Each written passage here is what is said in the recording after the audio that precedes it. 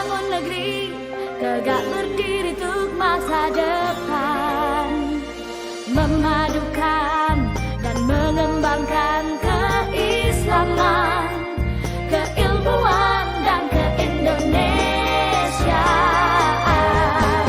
Serukan UIN, Sunan Kalijaga, unggul dan terkemuka.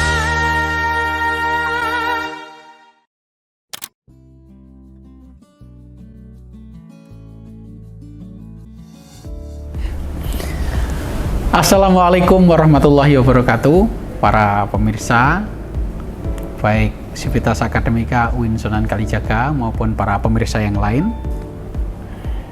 Dalam acara Dari Hati ke Pikiran ini, kita sudah ada tamu Bapak Dr. Fakhrudin Faiz. Apa kabar Pak Faiz? Baik, alhamdulillah. Para pemirsa, ini adalah sodakohnya Pak Faiz ya. Wah. Setelah beliau terkenal, diliput di banyak media, di banyak medsos ya, saatnya sekarang berbagi di UIN Sunan Kalijaga. Begitu kan Pak Faiz? Ya, gitu. Harusnya.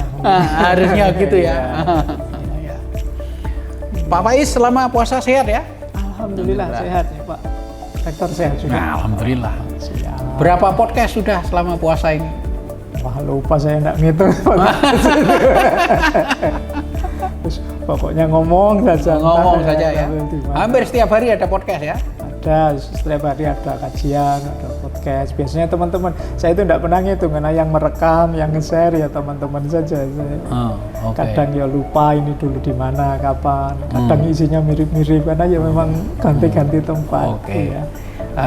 Apa puasa ini bersama siapa? Deddy Corbuzier sama Iwan Ada Fals sama lagi? Iwan Fals, sama Habib Ja'far. ada.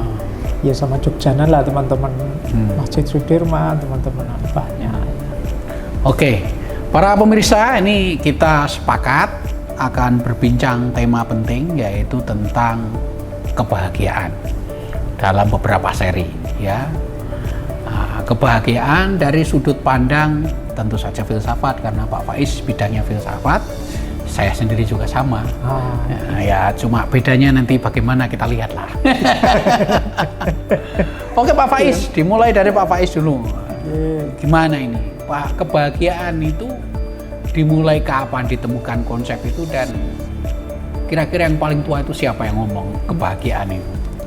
Ya, mestinya kalau dalam sejarah filsafat itu bahkan para filosof-filosof awal, Socrates, Aristoteles itu juga sudah bahas kebahagiaan.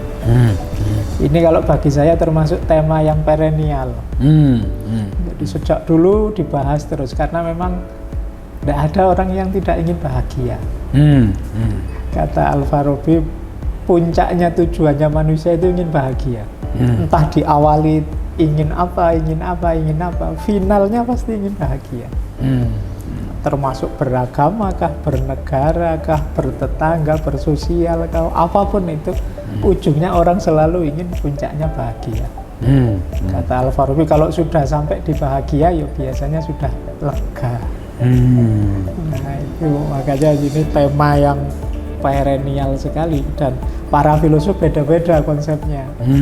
Jadi ini yang menarik, makanya banyak sekali yang membahas tentang kebahagiaan itu apa, cirinya bagaimana, bahagia itu diterima saja apa dikejar-kejar apa itu banyak sekali ya. Konsep-konsep berbeda-beda. Jadi ya paling tidak dari situ kita sadar kemungkinan memang yang disebut bahagia itu standarnya beda-beda setiap orang. Ukurannya beda-beda. Meskipun jenis yang dirasakan sama. Jadi ketika orang bahagia, rasanya begini bahagia itu, tapi sebabnya kemudian jalannya itu bisa beda-beda setiap orang. Itu yang membuat konsep dari para filosof itu macam-macam tentang kebahagiaan. Jadi kuncinya di situ, nanti ada banyak aliran-aliran tentang gaya hidup, gaya berpikir, gaya berinteraksi dengan sesama, yang pada akhirnya mengarah pada seperti ini. Gaya hidup yang bahagia itu, gaya berinteraksi yang membahagiakan itu, gaya berpikir yang membahagiakan itu. Arahnya begitu.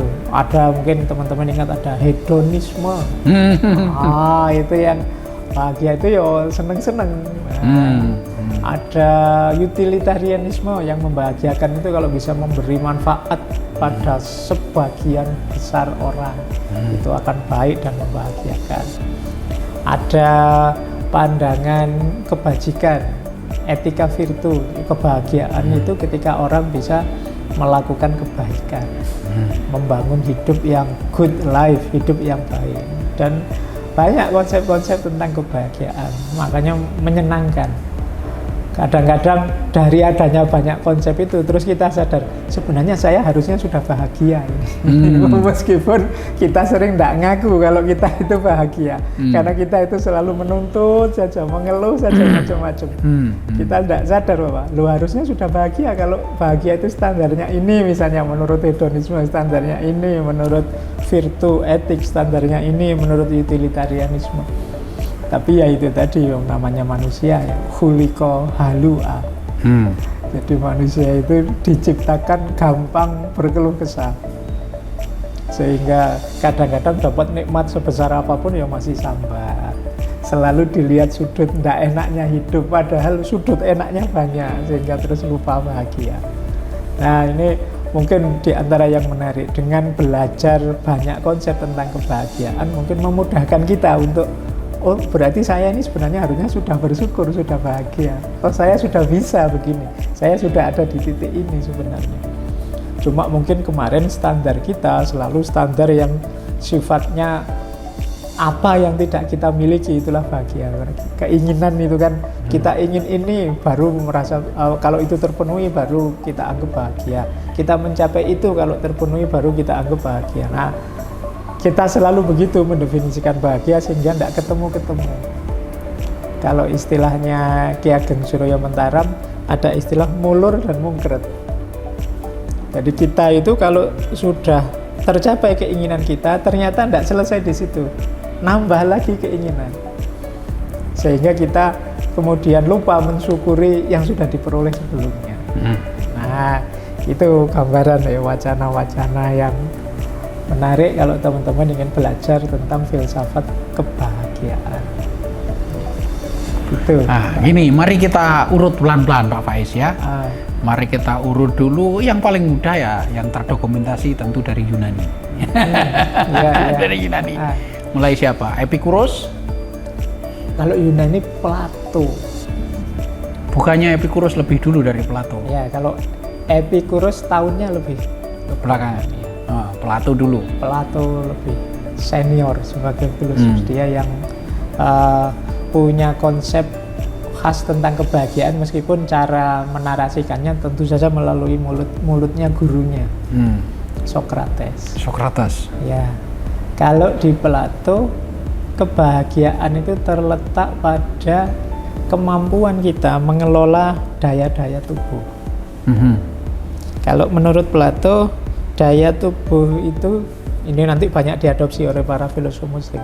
Kita itu ada wilayah perut ke bawah, namanya epitumia. Nanti ada wilayah dada, namanya tumos. Ada wilayah kepala, namanya logostikon. Dan kemudian ada eros, cinta. Itu oleh Plato digambarkan sedemikian rupa untuk menunjukkan kalau kita bisa menjaga keseimbangan 4 unsur ini, hidup kita akan bahagia. Misalnya perut ke bawah itu ya urusan makan, minum, seks. Ini bisa jadi sumber kebahagiaan, bisa juga jadi sumber persoalan, sumber masalah. Nah, kuncinya apa? Dipenuhi secukupnya. Makan, minum dipenuhi secukupnya, seks dipenuhi secukupnya. Kurang akan bermasalah, lebih bermasalah. Itu. Nah, ini saya kira berkaitan dengan apa, jalan tengah atau moderat, sebagaimana yang juga ada di Yunani. Ya kan? Di Yunani sudah ada jalan tengah. Orang harus pas menempatkan ya, tidak boleh lebih, tidak boleh kurang gitu ya. itu nanti dilanjutkan Plato di Etika Nikomacheannya. Aristotle. Iya, Aristoteles. Etika Nikomachus. Aristoteles. Iya. Nah, jadi itu ujungnya di situ. Sama, kalau dada itu urusan keinginan, hasrat, ambisi, emosi itu ada di dada. Itu pun yo manusia tetap harus punya keinginan, punya target, punya cita-cita, tapi jangan berlebihan. Kurang juga negatif. Kalau kita tidak punya keinginan, tidak punya cita-cita, dunia ini mati, tidak berkembang. Tapi berlebihan sampai ambisius, sampai menghalalkan segala cara, itu juga nanti jadinya negatif juga. Maka kita harus manajemennya yang pas, jangan sampai kita berlebihan atau kurang. Nah, menarik nanti logostikon. Logostikon itu akal. Kita selama ini nganggep ya pokoknya ilmu sebanyak-banyaknya, wawasan seluas-luasnya. Tapi nanti di Plato juga begitu. Ya kita tetap harus jeli.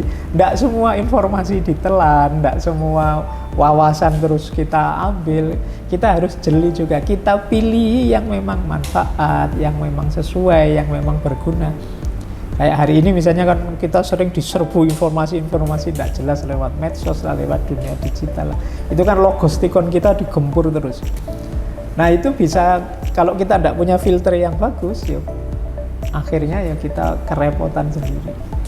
Nanti di etika Nikomacheannya ya kita jangan kurang. Kalau di logostikon kalau kurang namanya bodoh. Tapi kita juga jangan berlebihan. Berlebihan jadinya ngawur. Tengah-tengah yang nanti oleh Imam Ghazali dibahasakan, tengah-tengah itu ya hikmah itu.